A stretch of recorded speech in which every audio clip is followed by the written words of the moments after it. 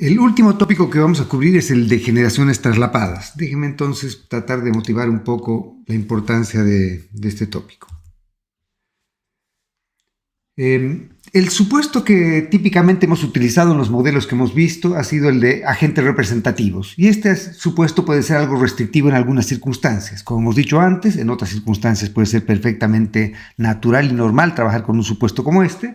Pero en algunas circunstancias este supuesto puede ser algo restrictivo. Por ejemplo, si es que estamos interesados en evaluar heterogeneidad en la generación y distribución del ingreso, es claro que un modelo de agente representativo no va a ser muy práctico porque un modelo de agente representativo asume que obviamente todas las personas generan y reciben lo mismo. Y por lo tanto, entonces, un modelo con agente representativo no nos va a servir para evaluar, por ejemplo, efectos distributivos de distintos tipos de políticas. Otra característica que los modelos de agente representativo no nos van a servir para evaluar es cuáles son, qué tipo de consecuencias intergeneracionales puede tener algún tipo de política, es decir, el efecto que tiene sobre una generación distinta a otra una determinada política. Y a su vez, un punto que también es importante es que muchas veces decisiones que toman generaciones más viejas, entre comillas, o anteriores, afectan precios, incentivos y recursos disponibles para las siguientes generaciones, y por lo tanto eso va a tener efectos también sobre las decisiones que las siguientes generaciones tomen. Por ejemplo, la deuda pública que nosotros contraigamos hoy día muchas veces se da en plazos que son superiores a los de la vida natural de las personas que van a ser directamente beneficiadas por esa deuda, y va a tener que ser pagada, honrada, por personas que no han sido aquellas que han sido beneficiadas. Entonces, algunos de estos problemas o algunas de estas instancias pueden ser interesantes de ser estudiadas, y obviamente los modelos de agente representativo no van a servir para hacerlo. Un enfoque que parece relativamente natural para poder tratar de evaluar este tipo de aspectos son lo que se llaman los modelos de generaciones traslapadas. Y los modelos de generaciones traslapadas, como su nombre lo dice, lo que hacen es justamente tomar en cuenta que los individuos tienen distintos ciclos de vida, nacen, crecen, envejecen y mueren, y que distintos tipos de personas en distintas fases del ciclo de vida van a interactuar simultáneamente en un mismo periodo. Entonces, lo que trata de hacer este tipo de modelos es capturar cómo se dan las interacciones entre generaciones.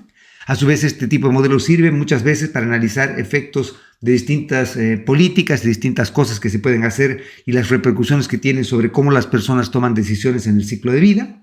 A su vez, este tipo de modelos muchas veces puede proveer alternativas relativamente simples para evaluar modelos distintos a los de agente representativo de horizonte infinito, aunque como vamos a ver un poquito más tarde, este no es un problema realmente interesante o muy importante. A su vez, algunas características de los modelos de generaciones traslapadas pueden entregarnos diferencias respecto a los modelos de agente representativo, y por lo tanto es importante e interesante también evaluar estas diferencias. Y como hemos dicho, finalmente, los modelos de generaciones traslapadas también nos pueden servir para proveernos algún énfasis respecto al rol que tienen instrumentos intergeneracionales respecto a cómo se comportan los agentes, cuáles son las consecuencias en bienestar, etcétera, de instrumentos intergeneracionales, como por ejemplo el instrumento de deuda pública, ¿no es cierto? Que obviamente los instrumentos de deuda pública, como he dicho antes, contraemos una deuda que puede tener un plazo, una madurez superior a la que los beneficiarios y por lo tanto los beneficiarios actuales de la deuda no van a ser quienes la honren o la paguen.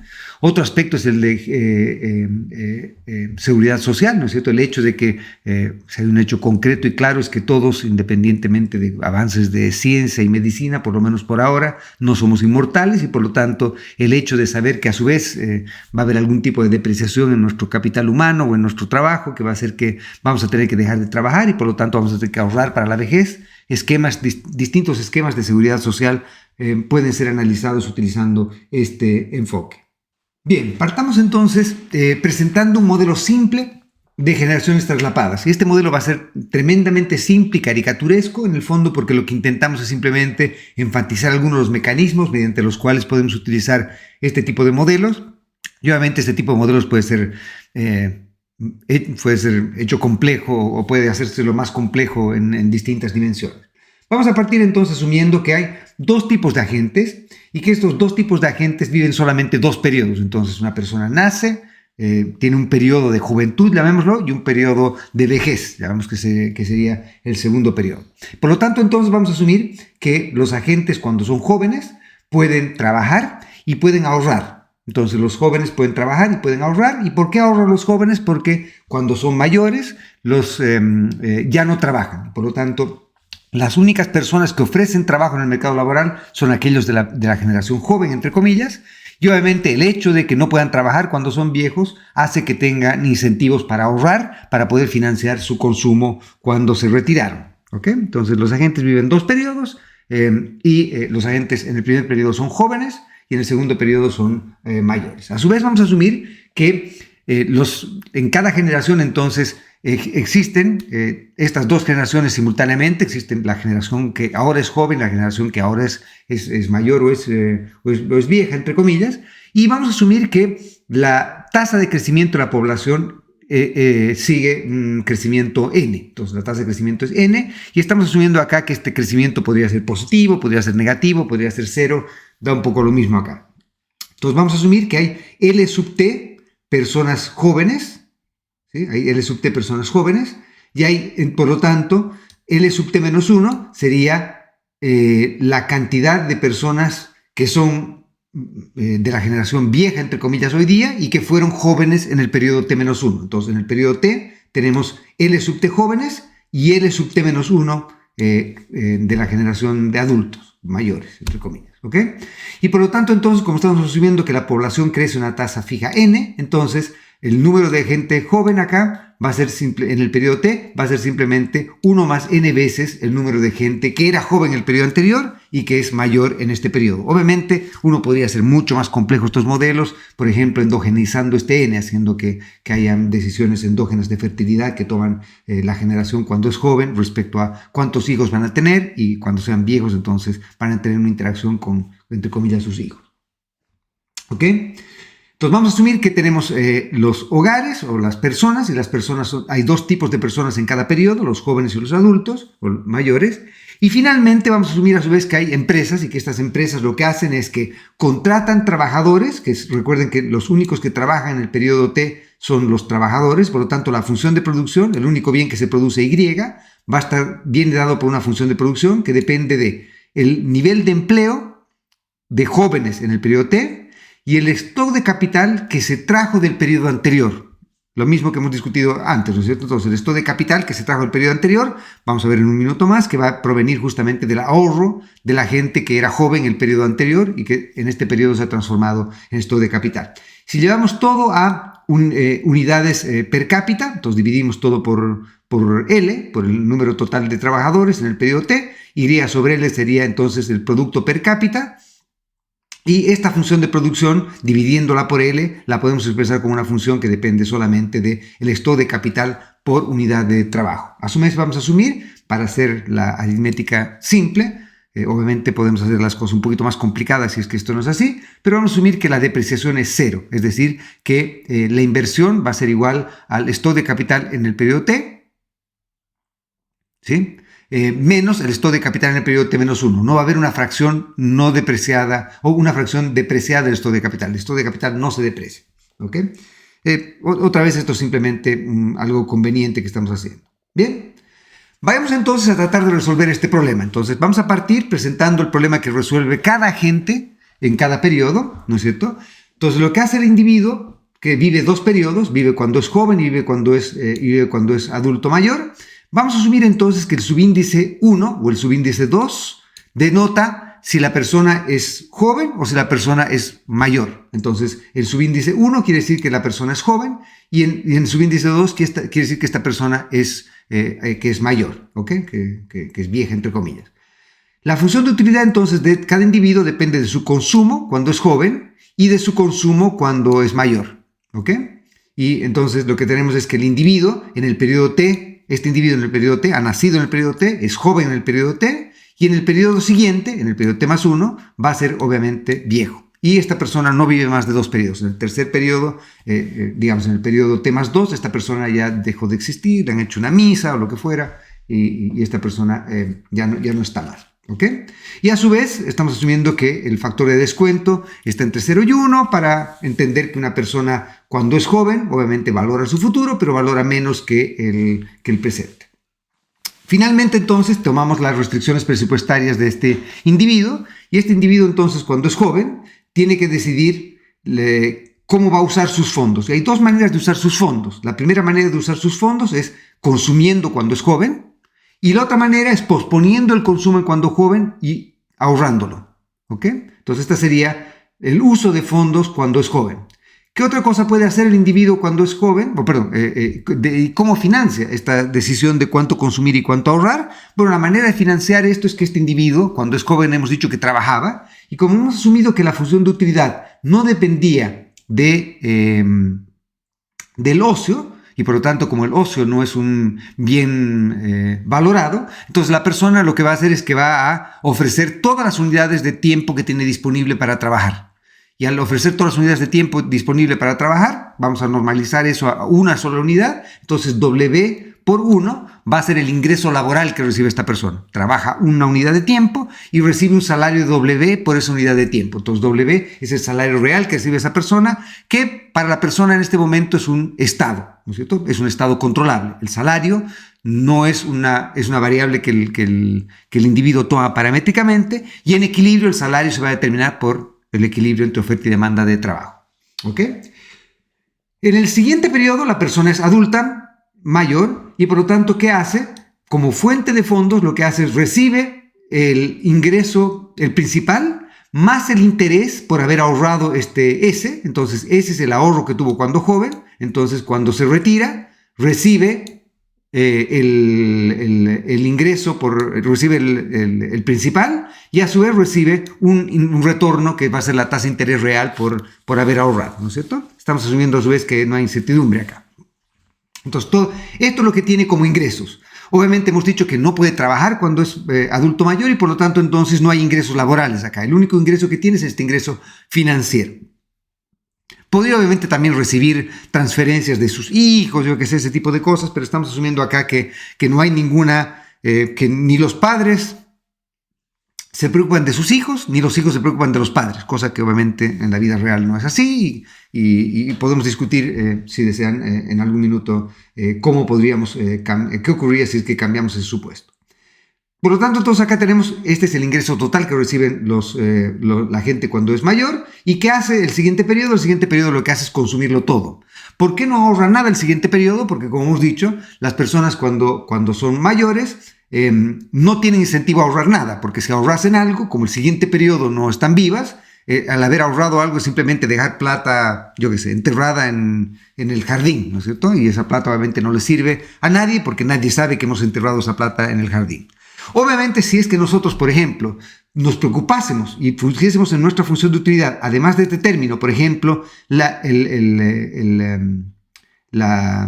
utilidad que nos provee el que nuestros hijos consuman el siguiente periodo, entonces, en ese caso, podría ser que nosotros estemos interesados, por ejemplo, también en dejar algún tipo de herencia. Entonces, acá, como fuente de fondos, como uso de fondos adicional, podríamos dejar una herencia. Y hay varios papers que intentan evaluar qué implicancias tiene eso. De hecho, una implicancia que tiene eso es que si es que nosotros nos preocupamos por nuestros hijos, y obviamente nuestros hijos se preocupan por nuestros nietos, y nuestros nietos se preocupan por nuestros bisnietos, etc., finalmente nosotros podríamos rederivar este modelo de generaciones traslapadas como simplemente un modelo dinástico en el que hay una dinastía que sería el equivalente al agente representativo. Entonces, el caso en que nosotros nos preocupemos de los agentes que vienen en el futuro y tengamos esta concatenación de intereses con los agentes en el futuro, va a generar que el modelo de generaciones traslapadas pueda acabar siendo básicamente un equivalente a un modelo de agente representativo. Entonces, simplemente para crear un poquito de variedad acá, vamos a hacer que estos señores no se preocupen por el bienestar de sus hijos y los hijos tampoco se preocupan por el bienestar de los padres. ¿Ok? Un poquito... un poco no muy realista y un poco feo esto, pero asumamos que es así, ¿ok?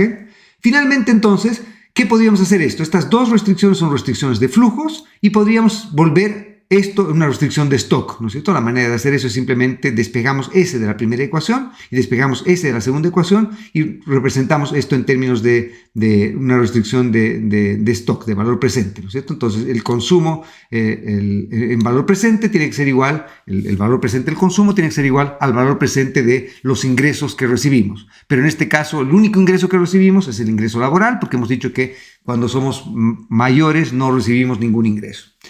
¿Cuáles son las variables de decisión? ¿Cuáles son las variables de control del individuo? Bueno, el individuo decide cuánto consume cuando joven, decide cuánto consume cuando es viejo y decide cuánto ahorra para poder financiar su consumo cuando es viejo. Entonces, las tres variables de control en este caso serían C1, C2 y S. ¿Cuáles son las variables de estado? Acá las únicas variables de estado controlables serían W sub T, cuánto va a recibir la persona por trabajar, que es algo que el individuo toma como exógeno, como algo paramétrico, como algo que está dado, y el retorno por su ahorro, que también lo toma como paramétrico y como dado, pero que en equilibrio general van a ser determinados por las decisiones de oferta y demanda en el mercado de trabajo y en el mercado de capitales, ¿no es cierto? Bueno, si es que resolvemos este problema, derivando esto respecto a C1, C2 y respecto a S, y resolviendo este problema van a llegar a la condición de primer orden típica de toda la vida que han encontrado también en un problema de horizonte infinito, ¿no es cierto? Que nos dice que la utilidad marginal del consumo hoy día, es decir, si lo queremos colocar en términos marginales, entonces lo que hacemos es que el sacrificio marginal de una unidad de consumo cuando se es joven tiene que ser tal que sea compensada por el beneficio marginal que recibimos por una unidad de consumo descontada de consumo, como decía, cuando se es viejo. Entonces decidimos cuánto consumir y cuánto ahorrar hasta que nos sea indiferente en términos de utilidad marginal el posponer unidad de consumo respecto a consumirla hoy día.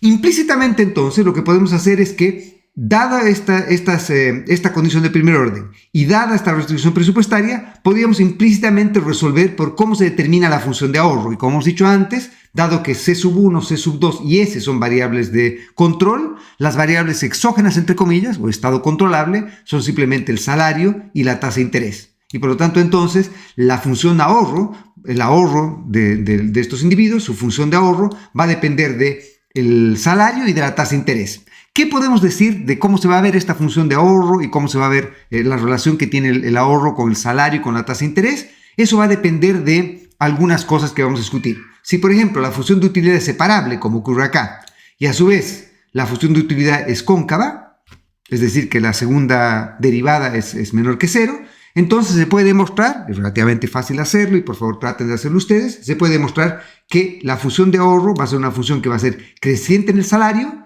pero que va a ser tal que el efecto sobre el ahorro va a estar entre 0 y 1. Es decir, si aumenta en X% el salario, el ahorro va a aumentar en menos de ese X%. Eso quiere decir que parte del ingreso adicional que estamos recibiendo como salario va a servir para financiar el consumo presente y parte va a servir para financiar el consumo futuro, porque recuerden que el ahorro es nuestro mecanismo para trasladar consumo presente o ingresos presentes a ingresos futuros para poder consumir en el futuro. Entonces, si los dos bienes son bienes normales, entonces el aumento del salario nos genera un efecto ingreso en ambos dos bienes y por lo tanto vamos a demandar más de consumo presente y más de consumo futuro. Por lo tanto, entonces, cuánto ahorremos va a ser una fracción del aumento del salario.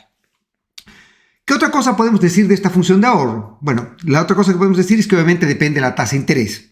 ¿Cuál es el efecto que tiene sobre el ahorro? Un aumento en la tasa de interés y el efecto es en general ambiguo. ¿Por qué en general es ambiguo? Porque como si ustedes recuerdan en su curso de micro seguramente cuando veían la decisión intertemporal entre consumo presente y consumo futuro, un aumento en la tasa de interés hace que se activen dos efectos. Por un lado está el efecto sustitución, porque al aumentar la tasa de interés lo que hace es que hace más barato el bien futuro. Al hacer más barato el bien futuro, lo que va a ocurrir es que nosotros vamos a tender a consumir más de ese bien futuro. Entonces va a haber este efecto sustitución que simplemente se da por este cambio en precio relativo. La tasa de interés es un precio relativo entre consumo presente y consumo futuro y por lo tanto entonces al hacerse más barato el consumo futuro respecto al consumo presente, lo que ocurre entonces es que vamos a tender a consumir más consumo vamos a tender a consumir más de C sub 2 cuando seamos mayores por el aumento de la tasa de interés. Pero por otro lado, un aumento en la tasa de interés, si ven esta restricción que tenemos acá, un aumento en la tasa de interés nos hace intertemporalmente más ricos y por lo tanto entonces hace que nosotros tengamos a su vez un efecto ingreso. Y ese efecto ingreso hace que también tengamos o podamos aumentar nuestro consumo presente. Entonces, al final del día, ¿cuál de los efectos va a dominar? Va a depender de si es que el efecto ingreso o el efecto sustitución es más importante. Lo que ocurre es que si la elasticidad de sustitución en el consumo es tal que esta elasticidad es mayor que 1, entonces lo que va a ocurrir es que el efecto sustitución va a primar sobre el efecto ingreso y finalmente entonces lo que va a ocurrir es que un aumento en la tasa de interés va a hacer que el ahorro tienda a aumentar. Esto no necesariamente es así si es que el efecto ingreso domina el efecto sustitución, pero convencionalmente y empíricamente lo que ocurre es que la elasticidad de sustitución típicamente es tal que el efecto sustitución domina el efecto ingreso y por lo tanto un aumento de la tasa de interés tiende a aumentar el nivel de ahorro.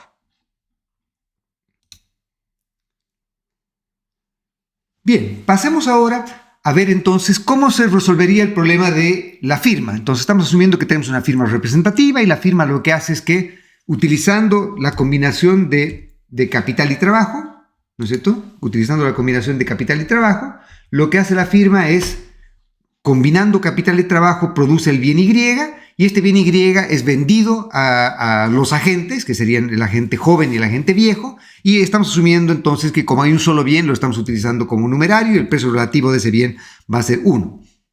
Entonces, el beneficio de la firma es simplemente ingreso total, que en este caso sería P, que estamos asumiendo que es 1 por Y, que era el producto, menos lo que nos cuesta producir esto, ¿no es cierto? Y para producir esto tenemos que pagar una retribución al factor capital, que era el R. R sub T entonces era el retorno que le dábamos al capital. K sub T mayúscula era el stock de capital, que era el stock de capital que venía del periodo anterior y que utilizamos en este periodo. Y por otro lado, los salarios multiplicado por la cantidad de empleo, por el L mayúscula, nos entregaba el costo laboral de hacer esto. Como vimos en el apunte de crecimiento, les pediría que lo revisen. Si expresamos todo este problema como un problema en términos de unidades de capital por unidad de trabajo, entonces vamos a llegar a que las condiciones de primer orden nos dicen que la tasa de interés va a ser simplemente igual a la productividad marginal del capital, lo cual otra vez es obvio, ¿no es cierto? El R sub T es simplemente el costo de una unidad adicional de capital a la que tenemos que pagar por haberla contratado para producir el bien, y el F es la F' es la productividad marginal del capital, que es cuánto adicional de producto vamos a recibir o de ingreso vamos a recibir por esta unidad adicional de capital. Por lo tanto, entonces, como pensamos como economistas en el margen, lo que hacemos es igualar el costo marginal con el ingreso marginal y por lo tanto entonces vamos a contratar tanto capital hasta que el ingreso adicional que recibimos por la unidad de capital adicional que produce el bien tiene que ser igual al costo marginal de esa unidad contratada, que era nuestro R, ¿no es cierto? Y por otro lado, el salario real que vamos a pagar a cada unidad adicional de empleo contratado va a ser igual a la productividad marginal del trabajo. Y otra vez, hemos demostrado ya esto, hemos visto ya esto en el apunte de crecimiento. Verifiquen que ustedes pueden demostrar que esta expresión de acá es simplemente la productividad marginal del trabajo, ¿ya? Expresada de este modo.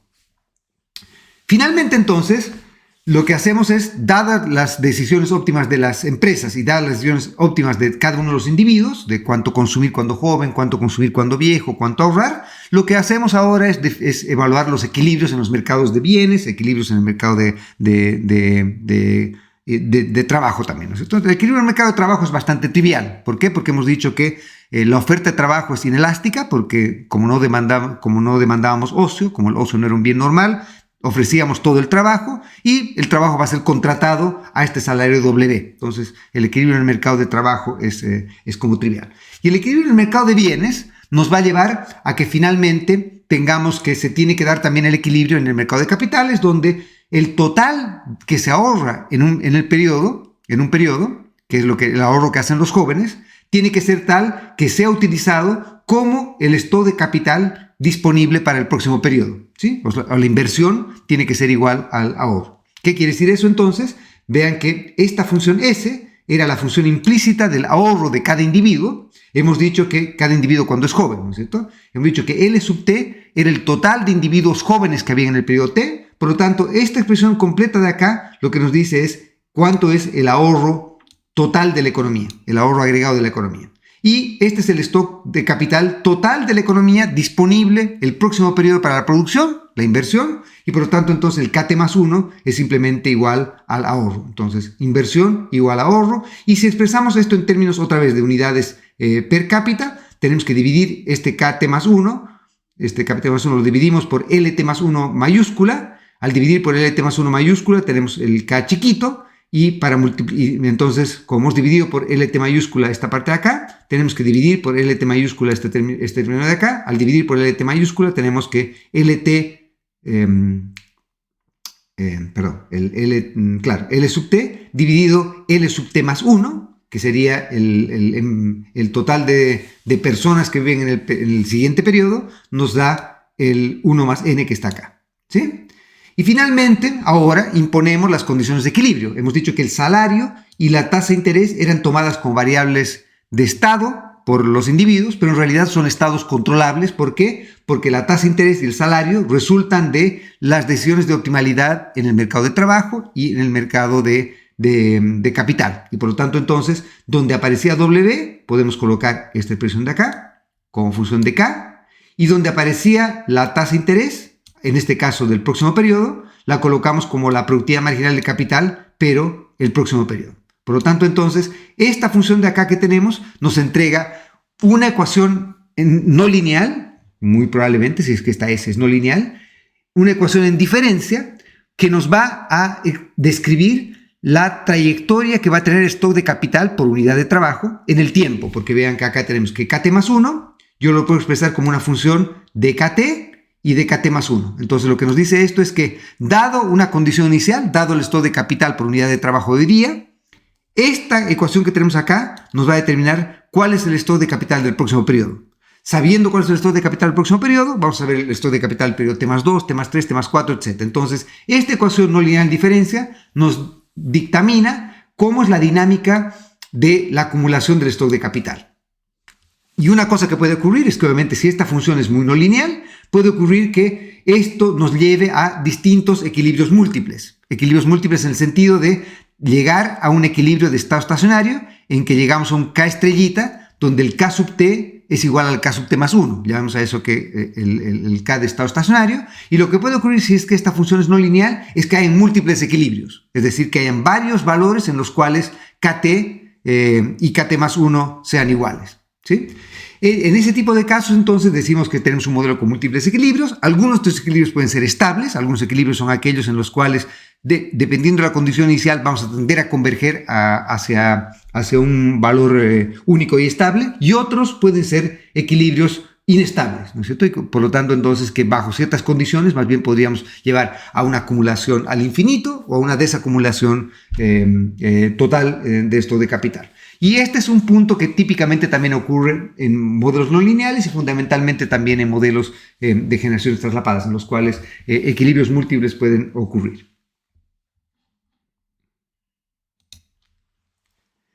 Bien, lo que voy a hacer ahora es presentarles una derivación de este modelo en el cual tomamos ya no el equilibrio descentralizado, ya no una economía competitiva, sino tomamos la variante del planificador central. Y en la variante del planificador central entonces va a ser este agente dictador, entre comillas, benevolente, que se preocupa de todos los individuos de la economía y por lo tanto este va a internalizar todos los arreglos intergeneracionales que los agentes tienen que hacer separadamente en un equilibrio competitivo. Entonces vamos a asumir que estamos partiendo en el periodo cero. En el periodo cero, entonces, nuestro planificador central se preocupa de la utilidad de los individuos que en el periodo cero son viejos y que van a morir. Y también se preocupa de todos los individuos que nacen desde el periodo cero en adelante. Entonces, acá tienen a los individuos, por ejemplo, el individuo que nació en el periodo cero y que es joven en el periodo cero y que va a ser viejo en el periodo 1, ¿sí? Cuando t valga 1. Y a su vez también se preocupa a los individuos que nacen en el periodo 1, 2, 3, 4, 5, así, hasta el periodo t-1. Asumamos que el fin del mundo llega, el apocalipsis llega en el periodo t grande. Entonces llegamos hasta t grande y en t grande se acaba el mundo. Obviamente T grande podría ir a infinito y este podría acabar siendo un modelo de horizonte infinito. Entonces lo que tenemos acá es que el planificador central se preocupa de la gente que nació en el periodo 0, por ejemplo, pero también de la gente que nació en el periodo 1, 2, 3 y 4. ¿Y cómo se preocupa de estos agentes? Se preocupa con este factor teta. Este factor teta entonces es el factor mediante el cual decide cuán importante es cada generación en su proceso de optimización. Entonces, obviamente, si por ejemplo el teta vale 1, entonces nuestro planificador central, le preocupan tanto a las generaciones presentes como a las generaciones futuras. Si es que el teta es menor que 1, entonces esta gente le preocupan menos las generaciones futuras que las generaciones presentes, y si teta es mayor que 1, le preocupan más las generaciones futuras que las generaciones presentes. ¿Ok? Entonces este teta es distinto al beta. Vean que el beta acá es simplemente cuánto una misma persona valora su consumo presente versus su consumo futuro. Ese es el factor de descuento de cada individuo. Este teta sería el factor de descuento entre generaciones. ¿Cuánto nos importa una generación joven versus una generación joven hoy día versus una generación joven en el futuro o más vieja en el futuro, etc.? ¿Ok? A su vez, entonces, el planificador obviamente no solo es brillante en todas las cosas que hace, sino omnipresente, omnipotente, sino que también este señor conoce perfectamente cuáles son las preferencias de los individuos, sabe cuál es la preferencia que tiene cada individuo en cada periodo, sabe cuánto valora su consumo presente respecto a su consumo futuro, etc. Entonces estamos acá en, obviamente, un mundo bastante distinto al mundo real, ¿no es cierto? En el que no conozco un planificador central que conozca tan bien a todo el mundo, y no creo que exista. Esta optimización se hace entonces tomando en cuenta la restricción agregada que va a tener nuestro planificador central. Entonces, ¿cuáles son las restricciones agregadas que tiene? Por el lado de uso de fondos, este señor va a tener que decidir cuánto consume cada persona cuando es joven en el periodo T y cuánto consume cada persona que es vieja en el periodo T. Entonces, cuánto consumen los jóvenes y cuánto consumen los viejos. ¿Cuántos jóvenes habían en el periodo T, L sub T jóvenes? ¿Y cuántos viejos habían en el periodo T, L sub T menos 1 viejos en el periodo T? Entonces, este es el consumo privado total. Acá está el consumo total de los jóvenes, acá está el consumo total de los viejos en el periodo T.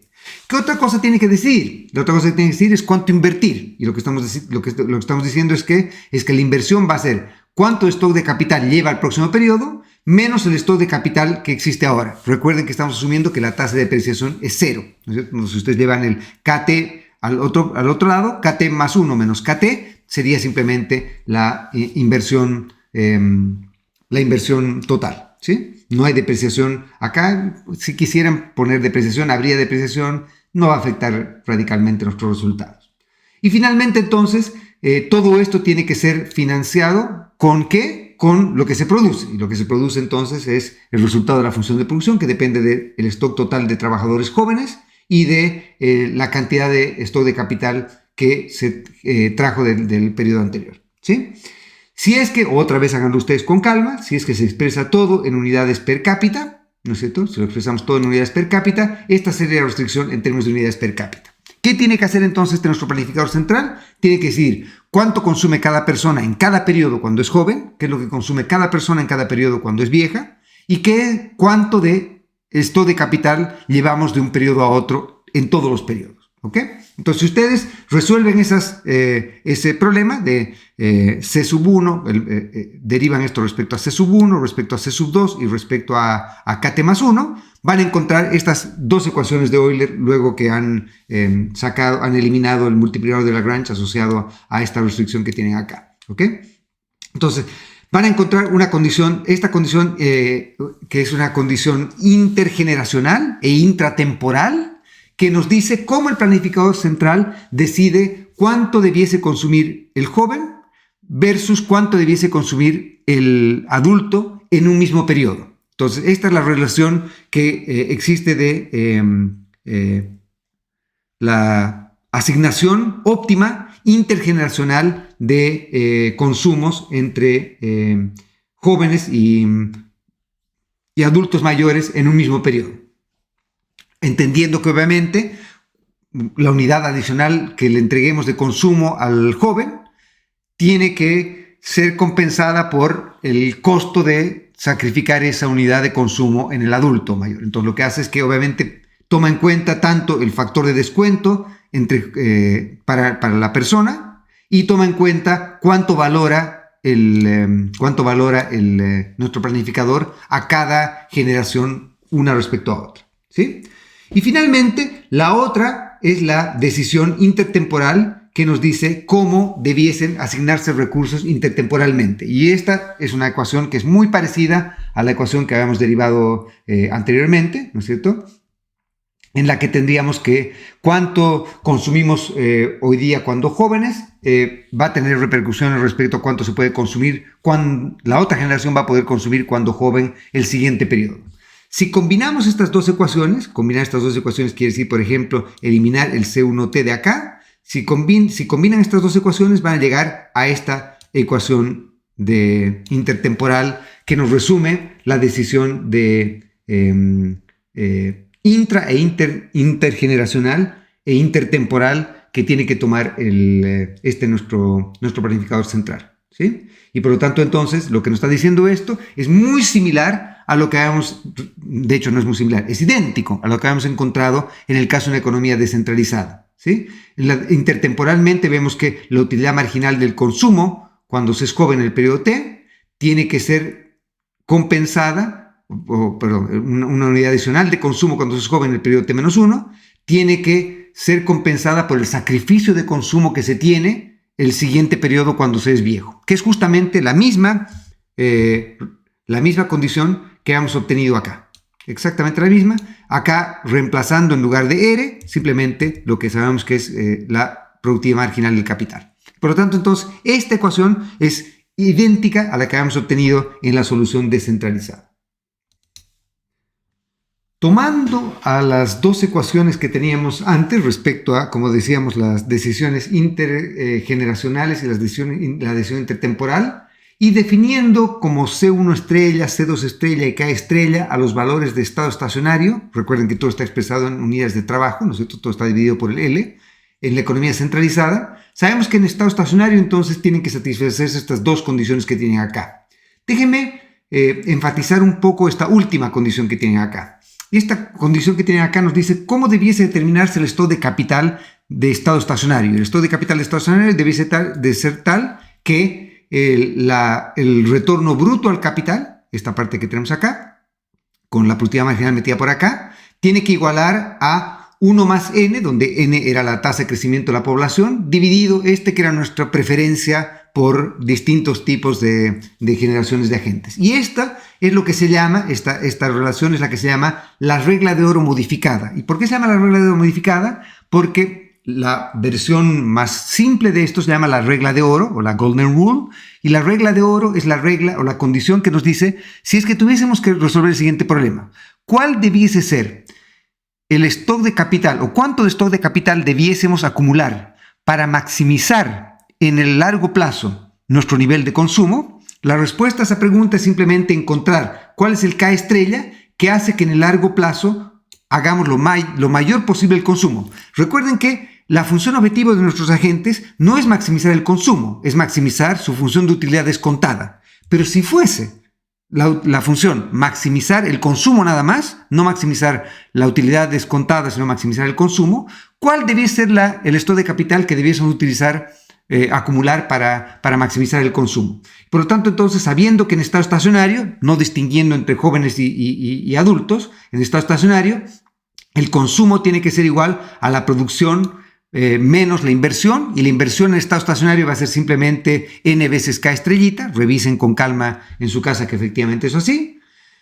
Si derivamos entonces esta expresión respecto al K estrella para encontrar cuál es el K estrella que nos maximiza el consumo en el largo plazo, van a encontrar que el K estrella que maximiza el consumo en el largo plazo es aquel K estrella que hace que la productividad marginal del capital sea exactamente igual a la tasa de crecimiento de la población. Entonces, cuando el retorno al capital es exactamente igual a la tasa de crecimiento de población, eso genera las condiciones para que se cumpla la regla de oro y por lo tanto que el consumo en el largo plazo sea lo más alto posible. Eso, como hemos dicho, no es necesariamente lo óptimo, ¿no es cierto? Los agentes no necesariamente quieren maximizar consumo, quieren suavizar trayectorias de consumo, quieren hacer otras cosas, en principio. Pero si es que quisiesen maximizar su consumo, alcanzarían lo que se llama la regla de oro de acumulación de capital. Y como ven acá, esto se parece en algo a la regla de oro y sería exactamente igual a la regla de oro, por eso se llama la regla de oro modificada, y es modificada porque no es exactamente igual a esta regla,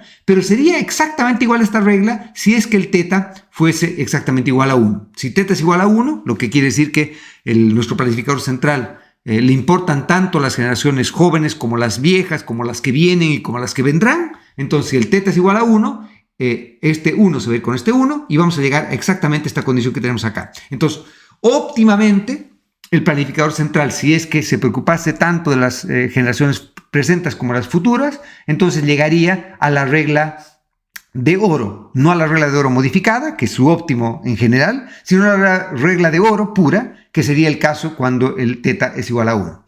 Esta regla de oro no necesariamente es la que saldría de la economía descentralizada. ¿Y por qué? Porque obviamente lo que ocurre en este caso es que en la economía descentralizada, ¿sí? En la economía descentralizada, lo que ocurre es que el factor de descuento de los individuos, el beta de los individuos, no necesariamente va a ser igual al factor de descuento, entre comillas, social, que sería aquel que resulta de esta combinación con este teta de aquí. Y por lo tanto, entonces, no es necesariamente en la economía descentralizada pudiesen acumularse más o menos stock de capital de la regla de oro modificada de la economía descentralizada.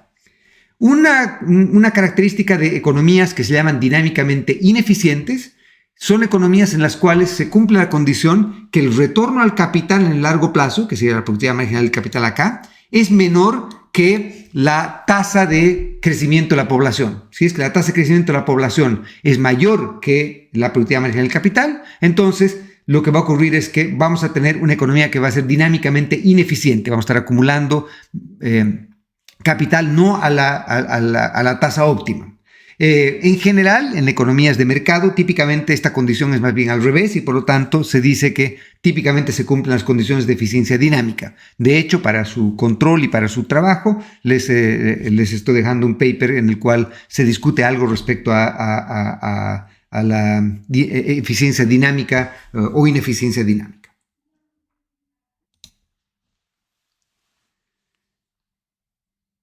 Bien, un último tópico que me gustaría conversar es justamente cómo podemos utilizar este tipo de modelos de generaciones traslapadas para evaluar, por ejemplo, implicancias en la economía y en el bienestar de los individuos de distintos arreglos respecto a cómo financiar la vejez, el retiro o la seguridad social de las personas.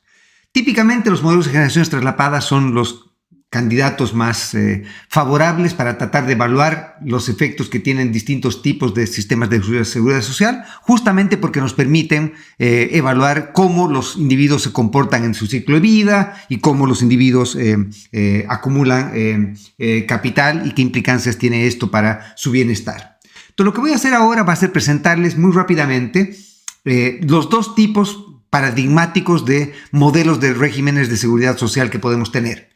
Existen típicamente, obviamente pueden haber sistemas híbridos, pero típicamente existen dos sistemas de seguridad social convencionalmente utilizados en el mundo.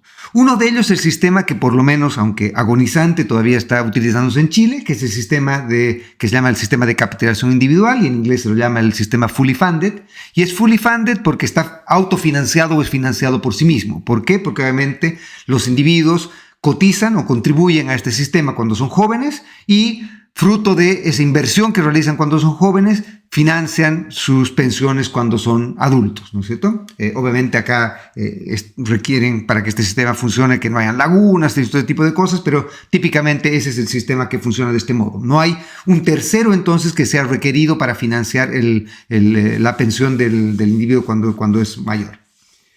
Otro tipo de sistema, que es el sistema que se llama el sistema de pay as you go, o el sistema de reparto. En el sistema de reparto lo que ocurre es que acá no hay esta asociación entre mi cotización y mi pensión, sino que más bien son los jóvenes los que financian el retiro de la gente mayor. Entonces las contribuciones que se pagan van a este fondo común y este fondo común es distribuido entre aquellas personas que en este momento están jubiladas.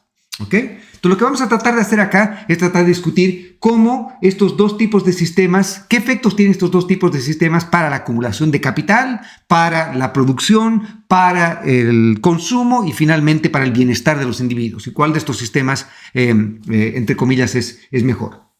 Partamos entonces por analizar el sistema de capitalización individual. Entonces, en el sistema de capitalización individual tenemos básicamente lo mismo que teníamos en la primera parte de nuestra pregunta, ¿no es cierto? Tenemos un individuo que estamos asumiendo que vive solamente 2 periodos, obviamente podemos ser que viva 80, 70, 50 periodos como ustedes quieran, vamos a ser más complejo todo, pero las consecuencias últimas de lo que vamos a derivar van a más o menos mantenerse en términos generales. Entonces, simplemente asumimos que el individuo trabaja cuando es joven y se retira cuando es mayor, ¿sí? Y por lo tanto, entonces, cuando es joven, trabaja, ofrece su trabajo y recibe un salario de W, que otra vez es un estado controlable, ¿no es cierto? Y lo que hace esta persona ahora es que, además de lo que teníamos antes, que es consumir cuando es joven, puede ahorrar, que sería su ahorro voluntario, acá sería algo parecido a una PB, digamos, ¿no es cierto?, que es el ahorro además de la contribución obligatoria, y a su vez tiene este D sub T, que es la contribución obligatoria. Entonces acá es que nosotros recibimos nuestro salario y parte de ese salario es simplemente llevado directamente a este sistema de financiamiento de pensiones, ¿no es cierto? Entonces, ese es nuestro ahorro voluntario y D sería nuestro ahorro obligatorio o ahorro forzoso, fruto del sistema. ¿Ok? ¿Y qué ocurre cuando nosotros nos retiramos? Cuando nosotros nos retiramos pueden ocurrir, no podemos trabajar y por lo tanto entonces nuestro único ingreso va a provenir de el ahorro voluntario y el ahorro obligatorio. Y vamos a asumir, lo cual es bastante razonable, que la tecnología de ahorro en ambas dos modalidades es la misma y que por lo tanto entonces el retorno del ahorro voluntario y el ahorro obligatorio son los mismos. Es decir, que la cartera de inversión, entre comillas, de las AFPs es la misma que la cartera de inversión que tendríamos como ahorrantes privados. ¿Ok? Obviamente, una cosa que estamos asumiendo es que este D es lo suficientemente chico como para que el agente no esté...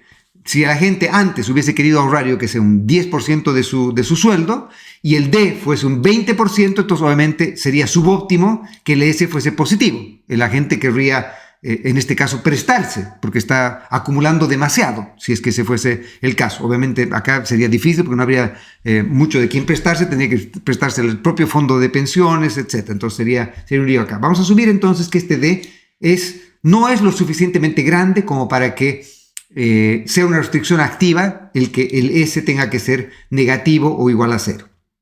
¿Ok? Entonces, ¿qué es lo que tiene que decidir el individuo? El individuo tiene que decidir cuánto consumir cuando joven, C sub 1, cuánto consumir cuando adulto, y tiene que decidir cuánto ahorrar cuando joven en ahorro voluntario, y esta parte de acá no la decide, ¿no es cierto? Esta parte viene por secretaría nomás. Esto simplemente le dicen, usted tiene que ahorrar tanto, y esta no es una decisión que toma en el margen el individuo. Por lo tanto, entonces, este D es simplemente una variable que es un estado. Es un estado puro, no es un estado controlable, porque esta variable D no se define en equilibrio de ninguna decisión, se define simplemente de que alguien por secretaría nos dice que usted tiene que dejar tanto de su sueldo en esta AFP y punto, y se acabó la historia. ¿Ok? Bien, si entonces resolvemos las condiciones de primer orden y si es que se da la condición de que D y S sean sustitutos perfectos, que es lo que estábamos justamente asumiendo, y a su vez se da la condición de que nos obligan, que este ahorro obligatorio es menor que el ahorro voluntario que hubiese existido en el primer caso, que era el caso que habíamos evaluado acá, que este S que teníamos antes, ¿no es cierto? Entonces, lo que va a ocurrir es simplemente que todo lo que habíamos derivado antes nos va a llevar a básicamente condiciones muy similares a las que teníamos en el periodo anterior, ¿sí? Y por lo tanto, entonces, lo que va a ocurrir es que este sistema de seguridad, el sistema de seguridad social fully funded, va a ser equivalente al sistema que hubiese existido en ausencia de AFPs, entre comillas. Es decir, si los individuos voluntariamente hubiesen podido ahorrar lo que hubiesen deseado, hubiesen ahorrado exactamente lo mismo perdón, el stock de capital que hubiese existido en esta economía sería exactamente igual que el stock de capital que hay en el sistema de seguridad social que existe acá. Y por lo tanto, entonces, no habrían ni ganancias ni deterioros en bienestar por la implementación de este sistema. ¿Qué ocurre, sin embargo, si es que nosotros incorporamos un sistema de seguridad social como el sistema de Pay As You Go? Entonces, lo que ocurre es lo mismo que teníamos antes. Los individuos quieren maximizar una función de utilidad descontada que dependen de su consumo cuando son jóvenes y su consumo cuando son adultos, ¿no es cierto? El beta otra vez era el factor de descuento. A su vez, trabajan y reciben un salario W y tienen que decidir cuánto de ese salario W lo destinan a, estos son los usos de fondos, cuánto consumen, cuánto es su ahorro voluntario, y esto es el aporte que entregan al sistema de seguridad social. Este D sub T es un aporte obligatorio que entregan al sistema de seguridad social. Solo que, a diferencia de lo que teníamos antes, este D sub T no es mío, entre comillas, no es del afiliado. Este D sub T es entregado a un tercero, y este tercero lo que hace es que este D, hoy día, financia el retiro de los que son viejos hoy día.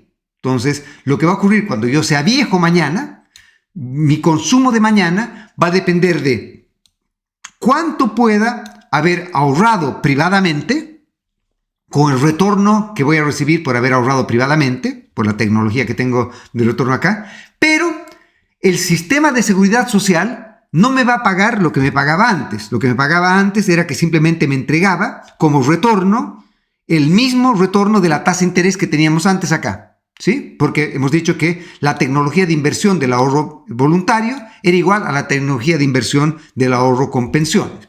En cambio acá, lo que va a ocurrir es que el D que está aquí es el D de la generación que es joven hoy día, en el periodo T+1, y que financia a los que son viejos hoy día, que soy yo hoy día, ¿no es cierto? Hoy día yo estoy en el periodo T+1 y hoy día yo soy viejo.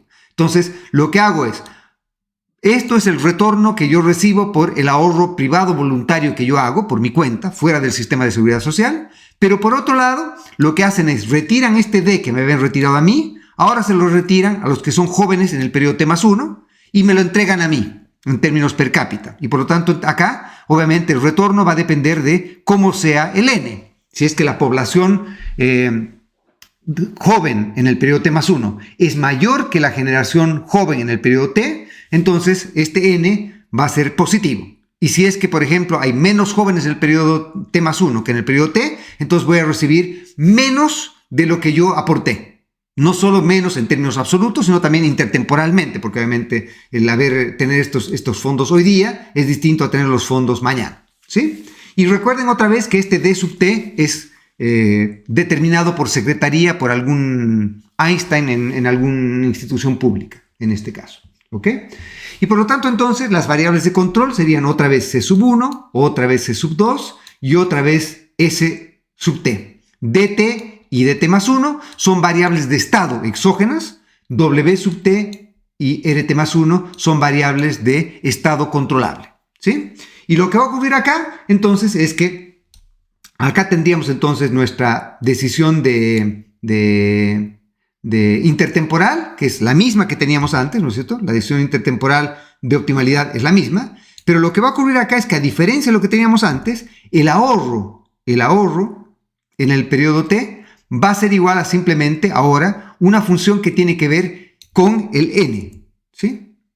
¿De acuerdo? Entonces acá el ahorro privado va a ser menor que el ahorro que teníamos antes. ¿Por qué va a ser menor que el ahorro que teníamos antes? Porque obviamente acá tenemos una fracción de nuestros recursos que son destinadas a esta expresión de aquí. Entonces, ¿qué es lo que debería ocurrir acá? Que si es que nos aumentan las contribuciones que tenemos acá, la contribución que tenemos acá lo que va a hacer es que va a hacer que se merme la acumulación del ahorro privado. Y al mermarse el ahorro privado, va a haber menos stock de capital en el próximo periodo. Por lo tanto, entonces, cuanto más oneroso sea el sistema de pensiones, en términos de Pay As You Go, menor va a ser la acumulación de capital. Cuanto menor sea la acumulación de capital, menor va a ser el nivel de producto. Cuanto menor sea el nivel de producto, menor va a ser el nivel de consumo. Cuanto menor sea el nivel de consumo, menor va a ser el bienestar. Por lo tanto, entonces, un régimen en el que nosotros imponemos un sistema de reparto, lo que hace es que va a modificar la trayectoria de óptima de acumulación de stock de capital que hubiese ocurrido en ausencia de un sistema de seguro, que es lo que, de seguridad social, que es lo que ocurría con el sistema de capitalización individual. Y, por lo tanto, entonces, si es que nosotros tendríamos aumentos en los aportes del sistema, lo que va a hacer eso es que nos va a hacer que acumulemos menos capital. La pregunta es, en el fondo, ¿acumulamos más o menos capital en un sistema de seguridad social de reparto que en un sistema de seguridad fully funded? Y la respuesta a esa pregunta va a depender de cuál es la relación que existe entre N y R, ¿no es cierto? N, recuerden que era el retorno implícito que tiene un sistema de pay as you go, el sistema de seguridad social de pay as you go. ¿Por qué? Porque si es que el N es muy grande, entonces lo que ocurre es que hay muchos jóvenes que financian a pocos viejos y por lo tanto entonces el retorno de, a ver, yo he puesto un pesito acá, es que voy a recibir 1 más N pesos cuando soy viejo y por lo tanto entonces este retorno podría ser relativamente atractivo. Por lo tanto entonces, si es que el N es mayor que la tasa de interés, entonces es posible que esto nos lleve a una acumulación de capital mayor, pero ese caso sería justamente el caso, como hemos visto antes, en el que ocurriría ineficiencia dinámica. ¿Sí? ¿Sí? ¿Estamos de acuerdo? Habría ineficiencia dinámica porque justamente la condición para ineficiencia dinámica es que la tasa de interés sea menor que la tasa de crecimiento de la población. Pero como habíamos dicho antes, desde un punto de vista empírico, típicamente esta condición se da más bien al revés. Y por lo tanto, entonces, lo que esto quiere decir es que no vamos a acumular más capital en el sistema de pay as you go, además de los deterioros en bienestar. Y un punto que es probablemente algo más importante todavía es que, como ustedes bien saben, lo que ha ocurrido en las sociedades a medida que el progreso ha ido llegando es que ha ocurrido lo que se llama la transición demográfica. Y la transición demográfica lo que ha hecho es que ha invertido la pirámide poblacional. Antes la pirámide poblacional era un triángulo hacia arriba, ¿no es cierto? Era un triángulo en el cual lo que típicamente teníamos era un triángulo de este tipo, ¿no es cierto? Entonces que teníamos, típicamente antes era un triángulo en el cual teníamos que habían relativamente pocos viejos, entre comillas, y muchos jóvenes. Entonces este era un triángulo convencional, un triángulo parado con la base grande hacia abajo, ¿no es cierto? Y por lo tanto entonces lo que ocurre es que en ese caso teníamos que podía ser, entre comillas, hasta beneficioso el que haya mucha gente joven que está en edad de trabajar financiando a la gente que se retira. Lo que ocurre a medida que las generaciones van progresando es que los hijos se convierten en bienes de consumo más que bienes de inversión o bienes de capital y por lo tanto típicamente los padres empieza a ocurrir lo que se llama la transición demográfica y en la transición demográfica lo que ocurre entonces es que los individuos tienden esta es la pirámide convencional, esto está muy mal dibujado, ¿ya? Teníamos muchos viejos y pocos jóvenes. Lo que ocurre convencionalmente más bien es al revés, ¿no es cierto? A medida que el progreso va llegando, los padres empiezan a privilegiar calidad versus cantidad. Entonces empiezan a tener menos hijos e invierten más tiempo en criar esos hijos. Lo ocurría antes cuando había mucha mortalidad infantil y los niños tenían que trabajar desde muy jóvenes y por lo tanto eran, entre comillas, bienes de capital. Entonces lo que ocurría en ese caso era que había un N relativamente grande, se necesitaba un N relativamente grande. Lo que ocurre cuando aumenta el progreso tecnológico y hay transición demográfica es que la pirámide poblacional empieza a ser lo que son en casi todos los países desarrollados ahora, que es una pirámide al revés. Muy poca gente joven acá y mucha gente que cada vez vive más y cada vez...